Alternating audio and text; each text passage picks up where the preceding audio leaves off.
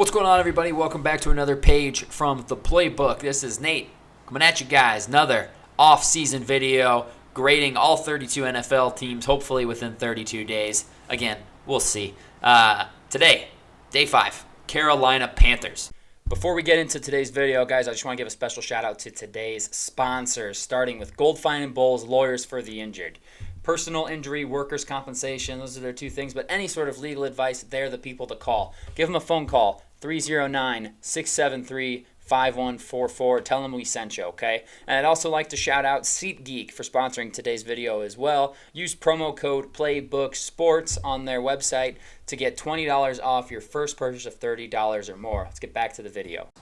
Let's talk about last year a little bit. Panthers fans, this is a safe space. Okay, get down in the comments below. Let me hear your frustrations. Let me hear all your sad thoughts about how Bryce Young is no good. You could have had Caleb Williams. It's okay. I'm here for you.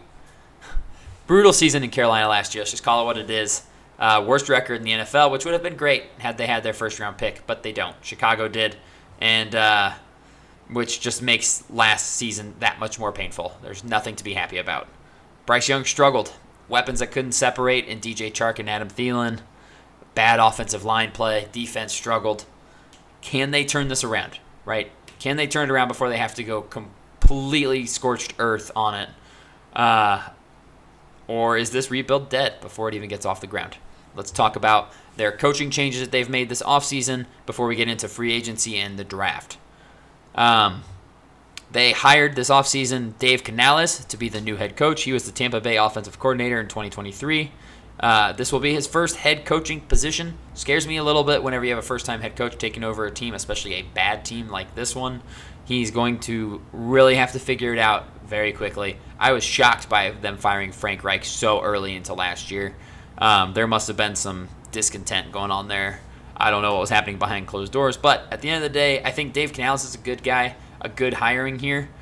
Because he was able to turn Baker Mayfield into a very solid QB this past season for Tampa Bay. Granted, the weapons were much better there than what the Panthers had this past season, but I think the Panthers' wide receiver room has improved, which I'll get into.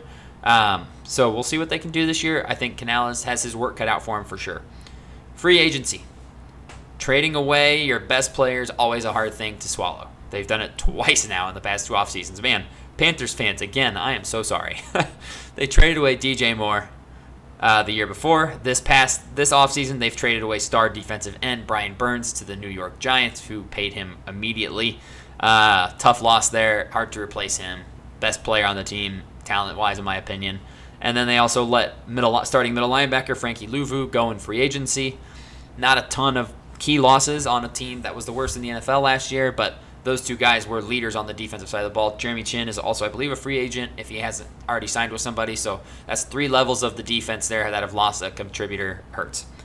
Free agency additions, very busy for Carolina. You can tell they're like, no, we got to turn this around quickly.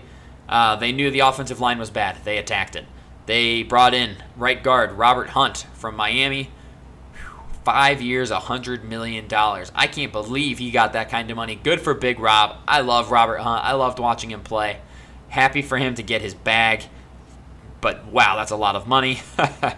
Let's see. They also brought in guard Damian Lewis, who they gave, I believe, a $43 million as well. So $150 roughly million just at 2 guard positions. They were not fooling around at the guard positions.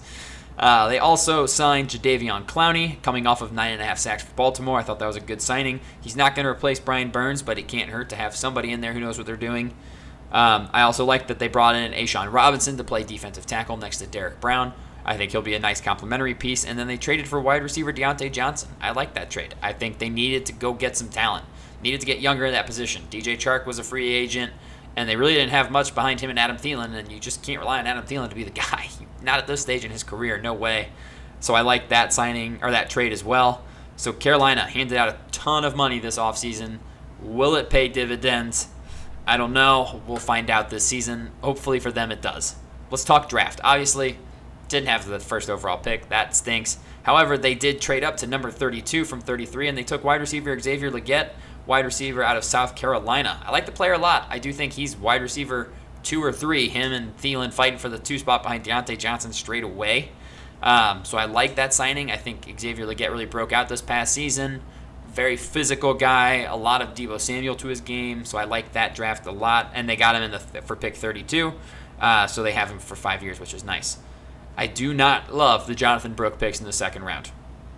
When you have as many roster holes as Carolina had, and you take a running back, let's just ignore the fact that it's a running back coming off of a serious ACL tear, having fully reconstructive surgery, and we don't know what kind of a running back he's going to be after this surgery.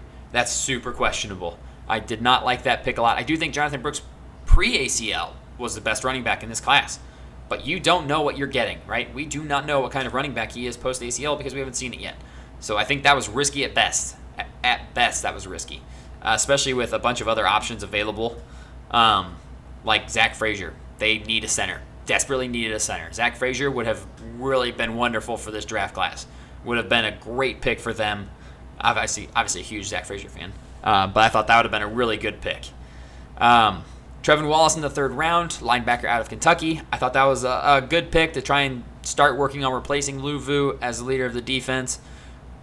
He'll be good depth for sure. He's got starting upside. Very, very athletic. Just never put up the numbers at Kentucky. Not super productive, which was kind of surprising. I also like the fourth round selection of Jatavion Sanders, tight end out of Texas. Did not test as athletically as I thought he was going to, which is kind of surprising, but it's also okay because it means that he looks better on the field than he does when he's not in pads and in shorts, right? Like, I'd rather you look fast and athletic in pads than you do not in those because you're going to play in those, right? So, very productive at Texas. If he forms a good relationship with Bryce Young, I do think he could be a really solid tight end going forward for them. So, draft grade. I liked a few of their picks. I did, but I also felt like they passed on a starting center. Could have had a day one starting center. Look at that depth chart, baby. Sure could use a center in there. I think if they had taken one, like maybe they stayed put and took Jackson Powers Johnson, or if they just took Zach Frazier at pick 46 instead of Jonathan Brooks, this would have definitely been like a B to B+. But as it is, there's a ton of holes that were not touched, that were not filled, that needed to be filled. I'm giving them a C for their draft class. Obviously, that is slightly impacted by the fact that they did not have the number one overall pick. That doesn't help anything. And they just, a bunch of question marks. Trevin Wallace didn't produce in college. Athletic, but didn't produce. Jonathan Brooks coming off of a serious injury. Even Xavier Legette was a late breakout wide receiver. So what are we getting here? I don't. It's a mixed bag. So we'll see how it looks. But as it stands today, I'm giving them a C for their draft. Overall, this offseason, Panthers obviously recognized some holes on the offensive line, spent around $150 million in contracts to try and fix that. So hopefully it looks a lot better this year. On paper, it looks solid, right? You've got 4 good offensive linemen in Ike Mekwonu at left tackle, and then you're going to play Damian Lewis at left guard, skip over center for now, right guard Robert Hunt, and then Taylor Moton at right tackle. So you've got pieces there. Taylor Moton is grossly overpaid. But solid offensive line players there. And they brought in a couple of starting wide receivers. I do think Deontay Johnson and Xavier Legette will both see significant snaps this season. You can tell they're trying to beef up things around Bryce Young to kind of continue to help justify that decision. Obviously, C.J. Stroud came out, looked amazing last year. In consideration for a Rookie of the Year, already being talked about as a perennial MVP candidate, and you've got more questions than answers on your quarterback who you took a pick before him. I liked their free agency class, but they still have a ton of positions of need to try and fill here before season begins, and they lost their best player in Brian Burns. And like I said, it is impossible to ignore the loss of the number 1 overall pick in this draft. That is just hanging over their heads and will continue to hang over their heads for years and years and years. I'm interested to see if Bryce Young can take a step forward this year. He's going to have to because this entire rebuild is centered around him being the guy. Can he be the guy, Panthers fans? Let me know if you think he can or if the Panthers should just try and blow it all up again and restart. I'm interested to hear what you guys think. However, my final grade for them this offseason, I'm giving them a C+. Again, I like the free agency moves. The draft has potential. We'll see what it does. And I like that they're giving Bryce Young a shot. They're building up around him, getting things to make him better and to make the team better. Quarterback's good, team's good. So that's what I've got for you guys on today. We'll see you guys tomorrow for day number 6 of 32 NFL offseasons in 32 days.